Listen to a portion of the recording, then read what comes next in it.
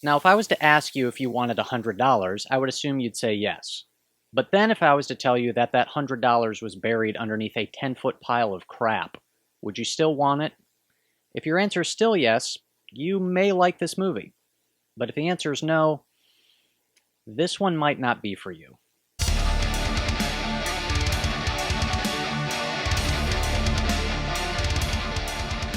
Welcome back to The Haunted Beard, everybody. My name is Jake. Blumhouse just released a new found footage film called Dashcam, and it has been garnering some attention and some buzz. It's a little divisive, maybe a little controversial in some way, and so I figured, you know what, I better check this thing out and see for myself what the heck this thing is all about. And oh boy, it's about something.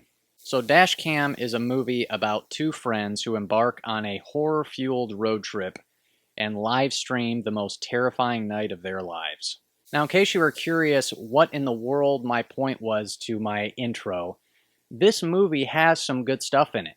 Unfortunately, though, it is just surrounded and buried under so much crap, I don't really know if it's worth digging through all that to get to it.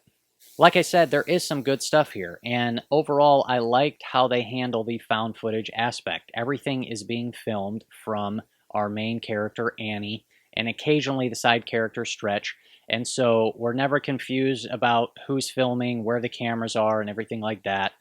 It gives them a good excuse or reason for filming, because she just live streams everything and has got camera with her, and sometimes it's mounted to her and all that, so does a pretty good job giving an excuse for why the characters are filming, and then it doesn't really add any unnecessary kind of post-production aspect in terms of the music. Like there's none of that kind of artificial music that feels like it's been edited in post-production onto this. And so again, I appreciate that. I appreciate just kind of the minimal stripped down approach, and I think it works pretty effectively. There's also some really good scare scenes and intense sequences in this movie.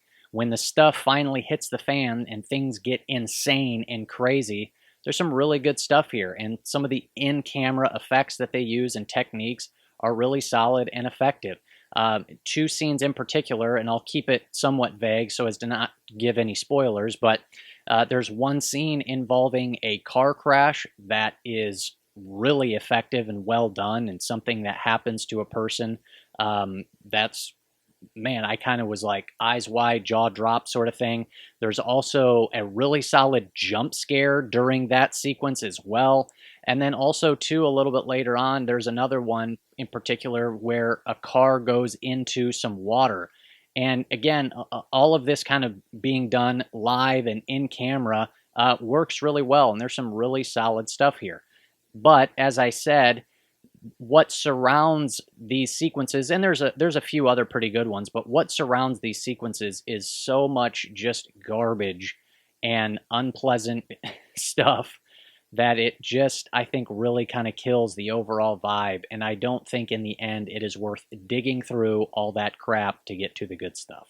Now, the main issue I have with this, and this is probably going to be the make it or break it for just about everybody, is the main character of Annie. And look, she is just a miserable person to follow for the length of this movie. She's just completely insufferable. And it's not only just her kind of political rants that she goes on. I mean, she's basically just a politically radicalized ideologue.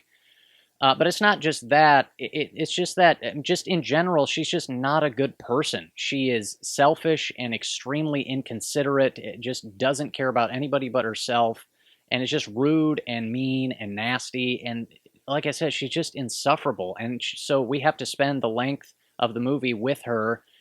And it just doesn't make for a very pleasant experience. Now, when it comes to the main character of your movie, you can get away with having a main character who is not a good person, or even somebody that you don't necessarily root for. But regardless of how good or bad that person is, they have to at least be interesting. So we can buy into bad people or whatever if they're at least interesting, but she is not interesting.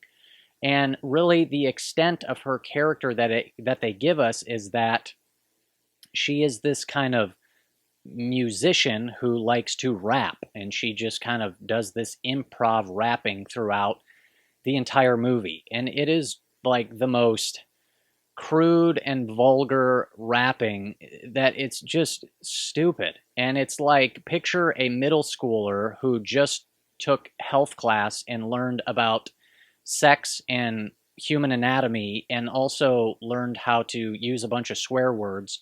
And that's basically the extent of her musical rapping endeavor. It's just take all those words and just jumble them up together, and there you go. And more or less, I mean, that's the extent of not just her rapping, but her dialogue. And that's just all it is. It's just like a middle schooler being as crude as they possibly can, only she is a full-grown adult woman. And so it just makes for not the most pleasant experience throughout the vast majority of this. And her character and how she was written is just kind of an odd choice to me on the part of the screenwriter and director, that I don't really entirely get why they made that choice. And now some part of me is wondering, like, obviously they intended for her to be just a terrible person. And like, I'm wondering if, okay, are we supposed to take pleasure in the fact that this terrible person is going through all the stuff and all the insanity that occurs in the movie? And so we're kind of supposed to, you know, like root against her, like, oh, she deserves this, and so it's supposed to be entertaining. But even still, like, you have to give us somebody that we, again, find interesting to watch, even if they are a terrible person. And like I said, she's just not interesting. And so much of how she acts, and again, the dialogue that happens kind of in between all these insane scenes and all the craziness that happens, just kind of ruins the intensity and the tone of the movie. Like, there's a particular scene where she just barely escaped with her life, and her friend Stretch start freestyle rapping, and it's just awful, and it just kills the tone and the vibe. One other little complaint I have too is just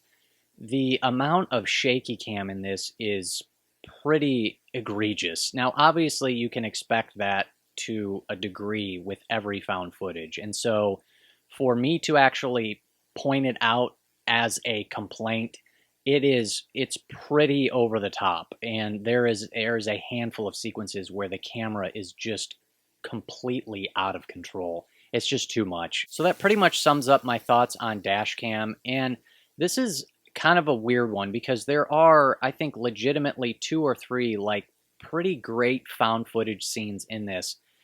It's just unfortunate that you got to go through so much junk to get to them. And overall, I'm more on the negative side than the positive side. I think for an overall grade for this, I'm probably going to be at like a 4 out of 10. But I will say, if you are a fan of found footage, you may think that this is worth digging through the junk to get to the $100. So it may be worth checking out. It's only 70 minutes long, so it's not a really big commitment or anything like that.